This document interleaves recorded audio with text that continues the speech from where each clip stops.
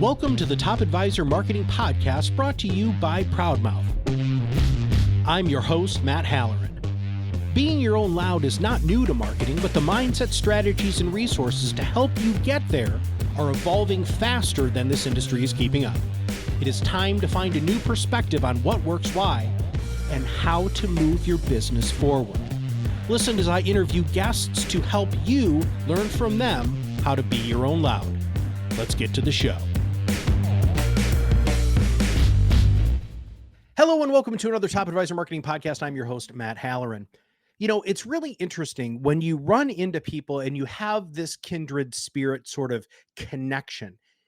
There's something about people who help people in the military, people who've been in the military. There's this really interesting bond.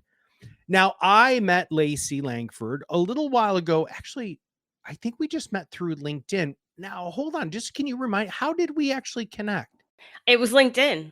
Yeah. I think I was promoting my conference, and I think a lot of that stuff was pushed out, and we connected that way. Yeah. Okay. Yeah. So one of your connections is a mutual connection of mine. They shared that, and all of a sudden I'm like, well, hold on. What is this Mil Money Con, right? Military Money Conference that you're putting on? I'm like, oh my gosh, this sounds really interesting. And then when we were talking, you've hyper focused your focus to working with military families, which of course is music to our ears because we're huge fans. Anytime that we find anybody who's hyper focused their niche. So, if you don't mind, why did you go in this direction? What is your story and how did all of this develop? Well, at first I didn't go in this direction. I tried to help everybody with money, and that was a complete failure on my part. And I had to relook at what I was doing. But I grew up in the military. I was an Army brat. I served in the Air Force where I met my husband. I became a military spouse, and that was my life. And then I became, while I was still on active duty, that's when I went and became, got my degree in finance. And I wanted this career path, but I had military life in the middle of all of that. And it was this weird world that I was walking in. I wanted to have this career and my earning power, but I had to work around my husband's infantry career. And that was very frustrating, rewarding, but frustrating.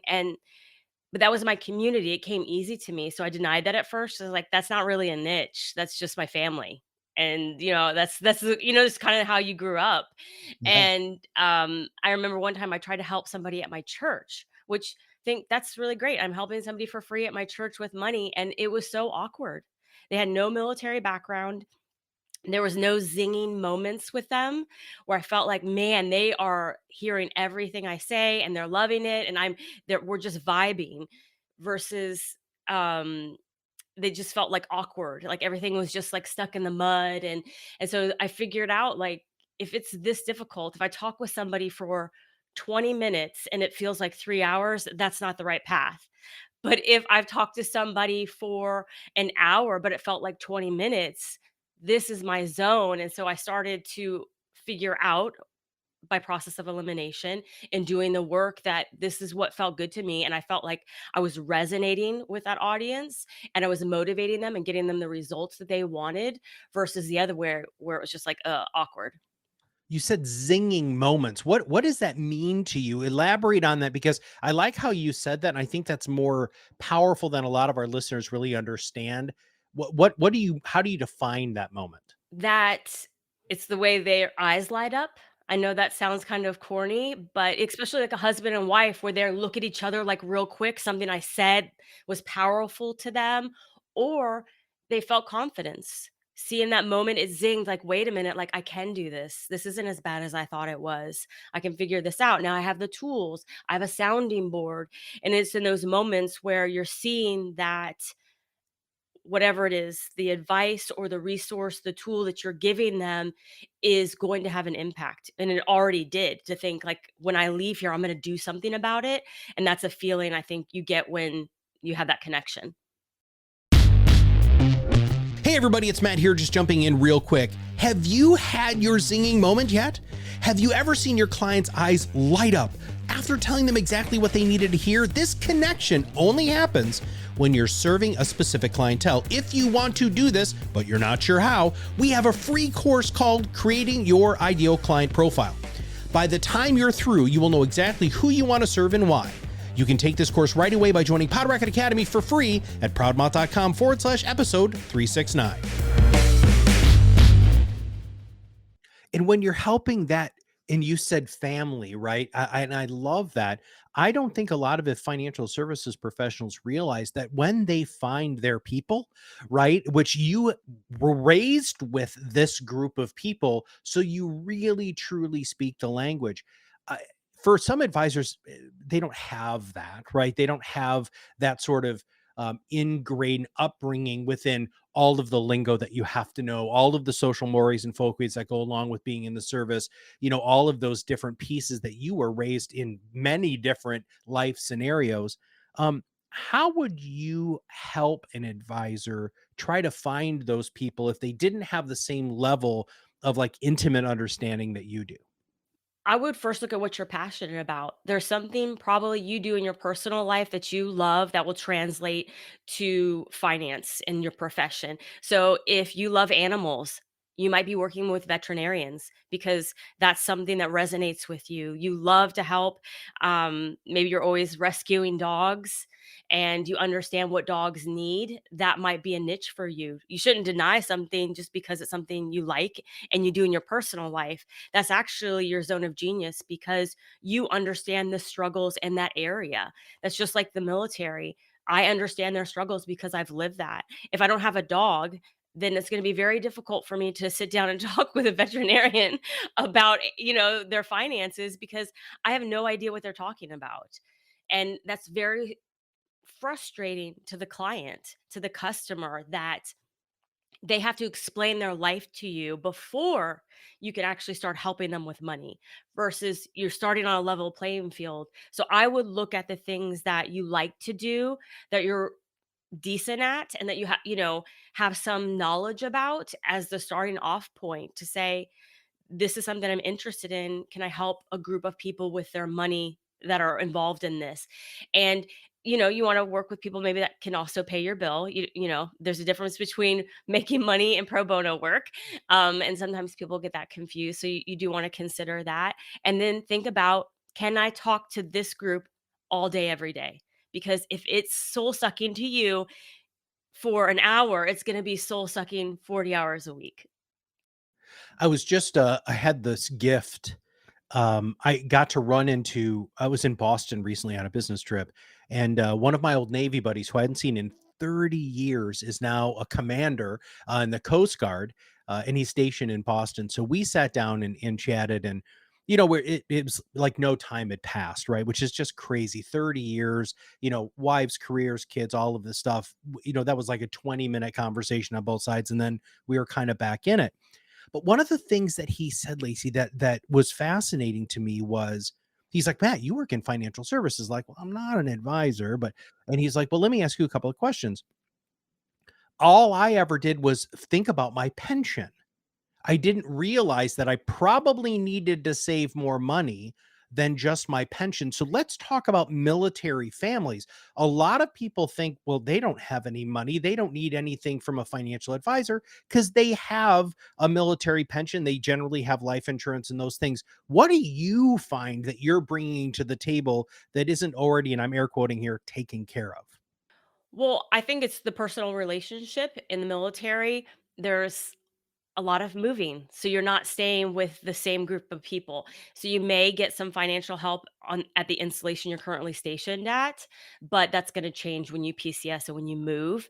And so I think consistency is one very important thing. And that's often what people are looking for when their life is constant transition. They're looking for something that's stable. So that is one huge thing. Um, Also, I think it's personality and who you are that you bring value to someone. So I'm a very positive person. I'm also very direct, so I'm not going to beat around the bush. And those people that come to you, they want the results. They came to you with an idea. They need something. So the military community, they could be struggling with getting out of debt. They could be struggling with understanding the thrift savings plan or how to invest. Military spouses, what do I do with all these 401ks I have from every move I've made? And so going to them and being able to talk with them, have a good relationship because it's intimate. Often people are telling you things that they've never said out loud before. And so that's that the relationship I think is really important. So who you are, how you motivate them, how you make them feel, and when they walk out the door, if they're like, "Hey, I want to go back and talk with Lacey again because I'm highly motivated. I did the things she said I should do, and now I'm ready for the next step." So I think it's consistency in who you are and in the offerings. Nice. One of the things that Joel had said was, they didn't get the greatest guidance on some real estate. Now, I know that's outside of general. I mean, it's not though, right? But those are the sorts of things that, they move and maybe they have a house, they want to turn it into a rental that changes where their income's coming from. The level of complexity, I don't think a lot of people really understand. All of the 401ks that you talked about, there's a lot of levels of complexity here. Now, I want to get brass tacks here because I'm sure that our listeners are thinking, well, you know what? They don't have a substantial amount of AUM for you to manage. So the regular assets under management sort of fee structure might not apply to you. Does it? How do you actually logistically make a living working with people who a lot of their money is entirely locked up? Well, for me, work more in the coaching space and hourly and getting people resources that are free before they come to me. So if it's something on a military installation, getting help with their savings plan. Um, but I think that's a misconception about the military community is that they don't make a lot of money. They I often have young service members that are 22 years old and have $200,000 in their checking account. I'm like, "That's awesome. Great that you did everything. You're saving, you're spending less than you make, but checking account probably not the best spot to just park $200,000." And so that is, I think, a misconception a lot of people have is that they don't make a lot of money. Their income is tax free when they deploy, so they're not paying federal income tax. If they're married, they're receiving separation pay. They're receiving hazardous duty and hostile fire pay in many circumstances. Now, there are some issues with dual income for military spouses. So that's where they're taking the hit is if you have a car payment that's dependent on a military spouse's income and you PCS and they're no longer working, that's going to have a financial impact on you. If they were helping build up savings, yeah, your savings is going to take a hit, maybe your investments. So that part, but I think the military community does have consistent income. It's just planning and preparation. So they do have, I don't want to say that, everybody has money, but where they put the priority, they can make that happen. Now, this is the Top Advisor Marketing Podcast. So, we're going to switch gears here because I want to talk about how you're reaching your target market. What are you doing to get the word out and to get more people to understand that you are the advisor and the coach that helps military families? My biggest marketing arm is my podcast, The Military Money Show. That's a huge part of me reaching the community and having my voice out there and being an authentic voice. I again grew up in the military. I served. I have a financial background, and that's a way for me to not only share my advice and help, but also bring in other voices, experts in specific areas to share knowledge to my audience. I think is really important because I want to provide value to them. That is huge. I also have a blog, LaceyLangford.com, where I'm able to share information. And then now connecting all of that I was trying to do, reaching all of those people has made it so other financial advisors, other coaches, counselors want to get connected into the community. And so that's where Mill MoneyCon kind of came in, was bringing people together that are united by military service. So there's different arms that have put me out there, including social media. Now, when you say that the podcast is your primary way to get the voice out, I get asked this all the time, and I know you do too. But let's talk numbers, right? I mean, are you getting tens of thousands of downloads to your show? How do you benchmark that as being successful? And how has it grown since inception? I don't have tens of thousands, but definitely I have a thousands of people listening, I'll say. Um, but I am reaching a direct audience. It's a very niche audience. It's the military community, and we're talking about money. That's what my show is about. And if I impact one person, my goal is already reached. So if I have one listener, that was huge to me, the first 5, 10, as it grew. But each month, reaching that many people with the direct information, the correct information, if it's about the thrift savings plan or if it's somebody coming talking about Social Security, having somebody from the Social Security office tell people directly, I think is huge. Um, but no, I do have a good audience, and brands connect with that, which it helps, fund everything for the show and income. And if a brand wants to be in front of the military community as it relates to money, I have all of my listeners are their ideal clients. I'm not Joe Rogan, but if Joe Rogan, they were trying to reach military people on his show, they might get some. I mean, that's actually a lot, but but with my show, that's directly. So understanding who my audience is, I think is really important, and continuing to grow it is always my goal, and to reach more people because I can help more people that way. But I think that you don't have to have tens of thousands of people to have a huge impact, and to have a positive impact on your business. I totally teed you up for that, for my own devices. Full transparency, everybody. I'm sure all of you know that I do this a lot, but she's got the right mindset, everybody. Oh my God. How many people she's reaching, focusing on her ideal target market, making sure she's educating them. She's a farmer. She's building this amazing crop of listeners who are going to rely on her because she's consistently building a relationship with her ideal target market. And the craziest thing, and this is what makes me so happy, and I'm so glad that you're on the show, is because you live in this world of abundance. You have your direct competition on your shows providing guidance and advice because you know that a rising tide lifts all boats. Did you have that mindset early? Because I know you've had financial advisors on, you've had insurance professionals on, you've had other people who are financial coaches. They're How did you get over that? How did you get over, I don't want them on the show because they're going to be taking from me? Was that early on? Was that later development? Elaborate on that, please.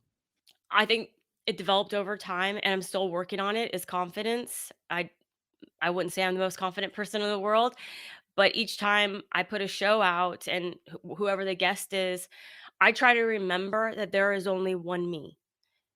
We may all be trying to help people with money, and we would like to be paid for that expertise, that help that we're giving people. Again, there's a difference between making money and pro bono work. And I do want to make money at this. Anybody can go out and get free financial advice. I mean, that's the way a lot of things are moving. They can get all that stuff online. They can learn how to invest. They could take courses for free online. There's so much information out there. So I try to remember that people are coming because of me, of who I am, how I make them feel, my sense of humor, my directness. I am very thoughtful in the guests that I bring on. It's my house. I don't just let anybody come in around my family. It's very important to me. It's, that somebody's not predatory. It's not about sales. It's about you being authentic and providing value. And if that resonates with somebody, I give you a way for them to connect with you on the show. And so I try to keep that in mind, is that there's enough to go around, and I am not going to hit a home run with everyone. Everybody's not going to be a super fan of Lacey, and I understand that. And I'm happy to pass them off to somebody that maybe, if they're super engineer and very analytical, I'm probably not your girl. I'm more into the, kick in the pants kind of directness with money. And so realizing that if my ultimate goal is to help people, I need to realize that I might not always be the best helper for them, and I can send them off to somebody that can help them reach their goals and have the quality of life that they want. I was just at a marketing conference and it was crazy. And in fact, you should go next year. We'll I talk was about that. there. I Oh, was you there. what? I was at Jolt. Oh my God. Every time I try to just talk to you, you were very busy. So What did anyway, you do? What's that? Okay, so then you experienced this. I yes, I can't did. believe you should have just punched somebody because I would have loved to have seen you. I'm sorry. So, okay, so you were there, you experienced this. There's like two schools of thought at these conferences, right? There's the people who are like, mine, stay away, stay away. And then there's other people like that have your mindset. Here's the deal. There are other podcasting companies out there. They're either going to like what we do or they don't. I still want them to podcast and get their voice out in the marketplace, right? That's super powerful. And you have that same mindset. dude, I can't believe we didn't run into each other at Joel. Now, mind you, everybody who's listening to this, if you weren't there, it was crazy. Like there was so much stuff going on all the time. But yeah, yeah. All right, so let's talk about this conference, which is kind of the last major point that I really wanted to bring up with you. I wanted to talk to you about your philosophy on the podcast, your hyper focus niche, how there is actually money involved from a revenue standpoint in working with military families, that you have really found your voice and who you are, and you're continuing to increase that confidence as you go, which is awesome. And then you decided to really launch like this. It's kind of a big deal. So it's this Mill Money concert. Let's talk about that. Why did you do that? Who's there? I don't know if this episode's going to go out actually before the event, but that doesn't mean that they still can't participate in future episodes or future conferences. So talk to us about that. Yes, and so the conference did happen, and it was amazing. It reached all of my goals. What I wanted was to bring everybody together. Financial professionals that are united by military service in some way, whether you served or you're a military brat or you're a military spouse or you just love the military community. We had a lot of people there that just wanted to support what we were doing. But there's so many things going on. I know that you experience this as a podcast host. You get to interact with amazing people doing amazing work. And that is one of the coolest things that I love is just talking to people about what they're passionate about and the impact that they're making in their personal life or careers. But I was noticing that a lot of people didn't know about other people to say, hey, this is the work that I'm doing to help the military community with money. I'm creating this resource, or I'm creating this app or this tool. Well, actually, there's another person that's doing something similar, that you should connect with them, or they're creating something that's already established. Or like me, getting out of the military, I had no mentor. I wanted to be a financial professional, but I didn't understand the playing field. I didn't understand what credentials I needed, what degree, what's a CFP, what's an AFC, what's fee only, what's commission. All of these things, I didn't have somebody to help guide me through that. And then as a military spouse, I'm a financial professional, but very hard to make money as a financial professional when you have to move every other year. And so I wanted to bring everybody together first of all to connect, to know, hey, you're in this space too. I'm in this space. I want people to continue their education and find these resources and connect and grow as a financial professional. But then also, I want people to make money. Whether, you're a service member coming out and starting out, you have a mentor that can help you with a paid job, maybe as starting as a paraplanner, or a military spouse, somebody you may only be able to work preschool hours, but connecting you with a company that needs somebody that only works preschool hours. And so that's why I wanted to do the conference, is bring everybody together and connect in those ways and to grow their earning ability. I think was really important to me. So I got mud on my face for two things, sister. I'm usually way more prepared for so one, that I didn't know that you were at Jolt. I feel like a total dork. And then number two, I thought that your conference was like in a month. And so I don't did we reschedule this or something? I just really anyway, whatever. Sorry about that. I'm apologizing not just to you but to the audience. I really should have known those things. But I want to break the conference out just a little bit more, because that seems very broad reaching, right? So not only are you bringing people who want to serve the military community together, but you also wanted to try to create this culture of mentorship and giving back so that more people would come in and realize that there were resources that you didn't have. How did you find those people? I mean, it doesn't seem like people who are serving military families are like wildly prevalent. There's not a lot of them. How did you find those people? And then how did you convince them that they should be mentoring and try to bring in a new generation of advisor to help all of these people? Well, thankfully, I'm really connected in the community given the work that I do, that I am practicing in this space. And so it's a lot of my peers that I ask to say, hey, one, I'd like you to be there. I'd like you to apply to speak. I'd like you to come. I'd like you to tell your community about it. So it really was grassroots. And I knew it would have to be the first year to prove it, and to get people there. I connected with a lot of active duty service members, through people I knew on active duty, and then they helped spread the word that if you're interested in this space, please come. I gave a lot of scholarships to active duty so that they were able to attend, and I focused on the local area. In this year it was in North Carolina, and then I'll do the same thing for next year. I'll focus on the military installations near the location and really just sharing that information. And then also, I didn't just focus on people that are serving the military community as financial advisors or professionals in general, but people that maybe you are an advisor, you're a veteran, and maybe you serve widows. Maybe you serve, veterinarians, whoever, but you used to be in the military. So you understand this environment. You understand the active duty service member trying to get out. You know what it's like for your spouse to try to work while you are on active duty. So bringing those people together, it was grassroots. I was really blown away when I was talking to my friend Joel about how everything has changed so much. So I haven't been in the military for 30 years, and just the amount of differences, the amount of changes, the amount of benefits, the amount of opportunities, how retirement works, the level of complexity is pretty amazing. And so I'm just very, very grateful that there are people like you out there and your network that are really focused on helping people, because I don't know if a lot of you know this, everybody's really super gung ho when you're in the service. And then when you get out, you're on your own, right? There aren't a lot of resources out there to help you to navigate any of the VA system, any of your benefits, any of that stuff. So I really want to thank you for doing that. Thank you. I appreciate that. But you're right. There isn't the same community when you get out, and that's what I'm trying to do, is pull people back in to say, no, we're still family, you can't get away. And how can we help each other? How can we lift each other up? Because that is the saying, rising tides lift all ships, all boats. And the things that you are doing can have a positive impact on others, and vice versa. How can we come together and lift each other up? That was my mantra. I said that over and over again at the conference. Is so important to me. So I appreciate you saying that. Yeah. Now, my favorite question of the podcast is, what question should I have asked you that I didn't? I would say, what motivates me to keep doing this every day? All right. Answer the question. The impact that I have on people, connecting people, helping them change their life, whether that's getting out of debt, whether that is learning how to invest and thinking it's not so scary now.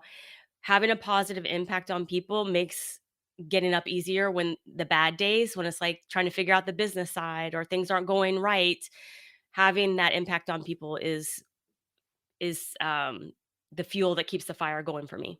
I am sure that there are going to be people who want to know more about you, the conference, your podcast. What is the best way for them to reach out to you, and who should reach out to you if they want to get more involved? For the conference, if you have served, military spouse, or a military brat interested in the military, you definitely would be awesome for the conference, Mill Money Con. And you can go to millmoneycon.com, connect with me there, get on the email list. That's huge to find out all the information about the conference. But also in the fall, I'll be opening up speaker submissions. And if you are a financial professional and want to provide knowledge to the group to help them continue their education, that would be awesome. And then the podcast is the Military Money Show. You can find that anywhere podcasts are found. And Mill Money, or Mill Money Con, is my handle on all social media. Well, hey, I know this is very personal for me. I want to thank you for what you're doing. It's absolutely fantastic. It was so much fun on our pre-call when I just got to know who you are and what made you tick. I'm so glad that there are people like out there like you who have this very mission-driven focus. I kind of want to end with the podcast on that. Is everybody, if you don't have that strong passion, that burning desire to help somebody, it's okay to be a generalist. But if you do have that passion for something, you're going to find out very quickly in this hyper focused world that we live in, where people really want to hang out with people who really have the same things in common. You can niche down as specific as you want, whether it is dogs, cats, military, wine, golf, doesn't matter, professions, veterinarians, dentists, podiatrists, it doesn't matter. I've got somebody who focuses specifically on the construction trades. Those are the sorts of things that when you find that passion, you know their language, you speak their language, and you want to help them because there's that kindred spirit, everything changes for you and your practice. So, Lacey, thanks for being on the show.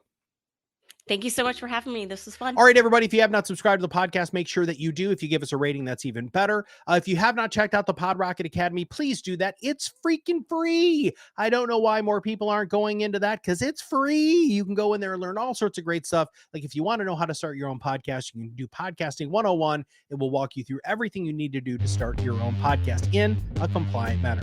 So for Lacey and all of us here at ProudMouth, this is Matt Halloran, and we'll see you on the other side of the mic very soon. Thanks for listening to the Top Advisor Marketing Podcast, brought to you by ProudMouth. If you want to know more about how you can be your own loud, visit us at ProudMouth.com and sign up for the Pod Rocket Academy. Through courses and office hours led by professional podcast producers and digital marketers, you will learn everything you need to know to become the trusted subject matter expert you are meant to be.